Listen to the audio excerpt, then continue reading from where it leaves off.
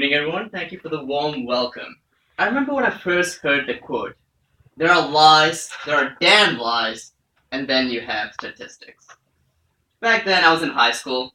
I might have been in early college. I loved mathematics. I knew I was going to go into engineering. And I just could not understand how can anyone lump together numbers and lies? After all, we all know that the numbers don't lie, right? As I got older, the phrase started to make a little bit more sense to me. I realized that the numbers may not lie, but our minds certainly do.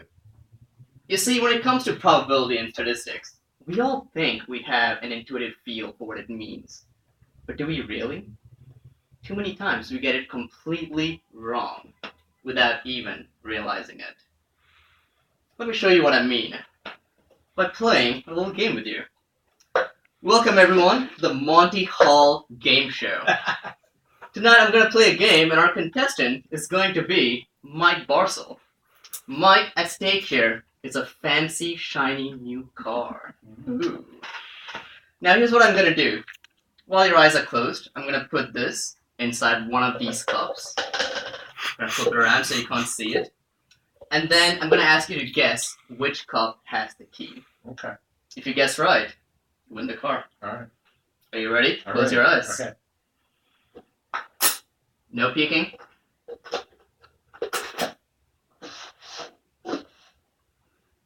Alright, open your eyes, Mike. Okay. Pick a cup. The middle one. Now, Mike, before I open this, I'm going to make it easier for you. Mhm. Here in the Monty Hall Game Show, we want to give our contestants the best chance to win possible. Now, right now, what do you think your odds of winning are? Well, 30%, right? Yeah, Yeah. 33%, 1 in 3. Right. Perfect. Now, I'm going to do something to help you. Okay. It's our game policy that, whichever cup you choose, one of the other two cups is going to be empty. And I'm going to show you that this cup is empty. So now, instead of having to choose between 3 cups, you only have to choose between 2 of them. Mm-hmm. Now, do you want to stick to your original guess, or do you want to change? I will stick to my original. You're going to stick to your original. Unfortunately, Mike, that was not the right guess. No car. No car for you. But this does bring us to the very important point. Like Mike said perfectly, when he first made his guess, his odds of winning were 1 in 3. But what happened when I took away one of the cups? Was the odds still 1 in 3? Or was it 1 in 2? And more importantly, did Mike do the right thing by sticking to his original guess, or should he have changed? Now, this puzzle first appeared in a magazine, and when it came out, they printed the solution in the magazine. 10,000 people wrote in to tell them that they were wrong. They simply refused to believe the answer. 1,000 of them included people who had PhDs. In fact, one of the most prolific mathematicians of recent history, he refused to believe the solution that they gave in the magazine, even though it was completely true.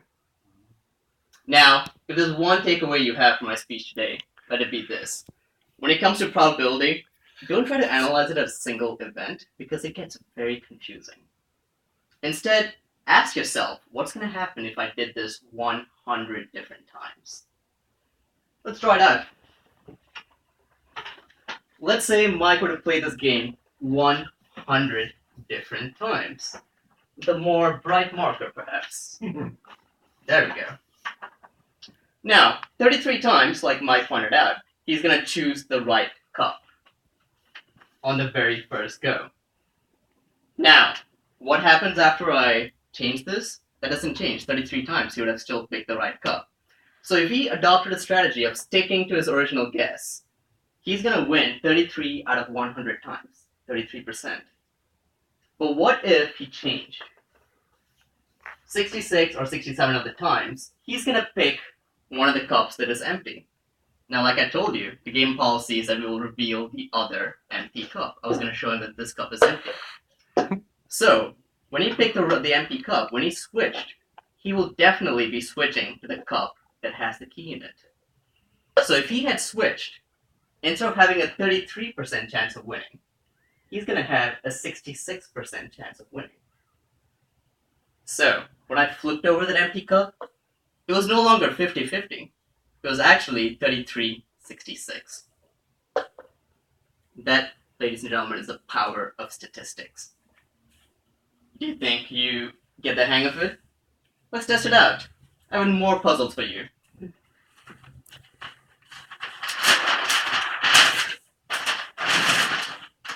Let's say you're sitting on a bus in San Francisco. It's a warm, sunny day, and you're having a good time. There's a lady sitting next to you, and you strike up a conversation with her. And the lady mentions to you that she has 2 kids. What are the odds that she has 2 sons? Now, this might seem a little bit straightforward. You can either have a girl and a girl, you can have a girl and a boy and a girl, and a boy and a boy. Each woman has. Now, let's go back to the original strategy. Let's say you had 100 mothers sitting in front of you. 50 of them are going to have the firstborn as a girl. The other 50 are going to have the firstborn as a boy. Let's say you go further. Out of these 50, 25 of them are going to have their secondborn also as a girl. The other 25 are going to have their secondborn as a boy. Same thing applies here. 25, 25. So, what are the odds of this random mother sitting next to you on the bus having 2 boys? Well, it's 25 out of the total, which is 100, 25%. Now let's make things a little bit more interesting, shall we? Let's say you ask this mother who is sitting next to you, you have 2 kids, huh? Do you happen to have a son? And she says yes. Now what are the odds of her having 2 children? Is it still 25%? Or is it 50%? Let's look at the math again. When she tells you that she does have a son, that tells you that this is no longer the case. She is not one of these 25 people, but she could be any one of these 75 people, out of whom 25 of them have 2 boys. So the answer is now 25 over 75. 1 in 3. Let's make it a little bit more dicey, shall we? You're sitting next to a random mother. She tells you that she has a son. You go one step further. You ask her, do you have a son who was born on a Tuesday? Does that make any difference? The fact that she has a son born on a Tuesday, and she answers yes, by the way. What does that do to your answer? Now, it is very intuitive to think that the answer should not change. It's still going to be 25 over 75, 33%. But you would be wrong. Let's say you break it down a little bit further. You can have a girl and a boy who are not born on Tuesday. You can have a girl and a boy born on a Tuesday. You can have a boy not born on Tuesday and a girl. You can have a boy born on Tuesday and a girl. And similarly, you could have 2 boys, neither one of them born on a Tuesday. Or you could have 2 boys one of them born on a Tuesday. If you crunch the numbers a little bit more, this comes out to 1 in 7 out of these 25 are going to be born on a Tuesday, 3.65. This is 25 minus 3.65, you get 21.4. You change this a little bit further also. This is also going to be 21.4 and 3.65. When it comes to the 2 boys, only 18.4 of them will have neither one of them born on Tuesday, because you have 2 chances of making it work. Whereas 6.6 of them will have 1 boy born on a Tuesday. So the odds of her having 2 boys is now 6.6 divided by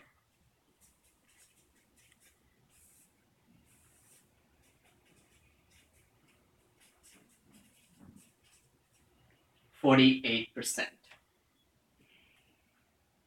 That's right. The fact that the boy was born on Tuesday made the odds go from 33% to 48%. Blows my mind. The first time I heard about it, I refused to believe it, which is why you have to go through these steps. Imagine 100 mothers sitting in front of you, and ask yourself how many of them are going to have a girl and a boy not born on a Tuesday, a girl and a boy born on a Tuesday. And if you crunch the numbers, you get the answer, even though it may not be intuitive. Now, if these situations seem a little bit far-fetched, let me close things off with one final example. which is actually very relevant to the lives that we all lead every single day. Suppose you go to see the doctor. You're getting yourself tested for a very rare disease, neurophilia. The doctor carries out a bunch of tests on you, and he comes back to you and he tells you, yes, he has some bad news for you. Unfortunately, you've tested positive for neurophilia. You ask him, how accurate is this test? And he tells you, this test is 98% accurate. What are the odds of you actually having neurophilia? Is it 98% because the test is 98% accurate? As intuitive as it may sound, that is actually not the correct answer. To get the correct answer, you have to ask the doctor one more question. How common is neurophilia in the population? At this point, the doctor may say to you, it's a pretty rare disease. Only 1% of the people in our society have neurophilia.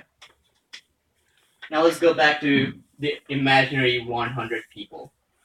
Out of the 100 people, one of them will have the disease because 1% have it.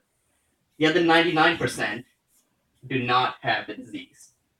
But the test is not foolproof. It's only 98% accurate, meaning 2% of the time it's going to give you the wrong answer. So out of these 99 people, 2 of them are going to end up testing positive for the disease, even though they do not have the disease. So given that you tested positive, what are your odds of having the disease? 1 out of the total who tested positive, 1 in 3. The fact that it's 98% accurate, it doesn't really mean all that much, does it?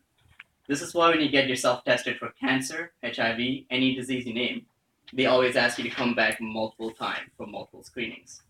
Because a single screening tells you very, very little. Now at this point, you may decide, hey, 1 in 3, that's a chance that I'm willing to take. Forget your second screening, I don't care, I'm going away. And at this point, the doctor may say to you, no, wait, hold on. It may be 1% for the overall population, but for people of your age, of your gender, of your height, it is actually 10%. Does that change things? Now all of a sudden, if you imagine 100 people, you no longer have 1% having the disease, you have 10 of them having the disease. You have 90 of them, out of whom approximately 2 of them are still going to get falsely tested. So your chances of actually having the disease has gone from 1 over 3 to 10 over 12. And this highlights one of the most non-intuitive things about probability. There is no single correct answer. As you have more and more information coming in, the answer keeps on changing. If it doesn't sound intuitive, if it seems confusing, if you find yourself not agreeing with what I talked about at any point in the speech, don't worry, it's completely normal. And this is why there are lies, there are damn lies, and then you have statistics. Yeah. Thank you.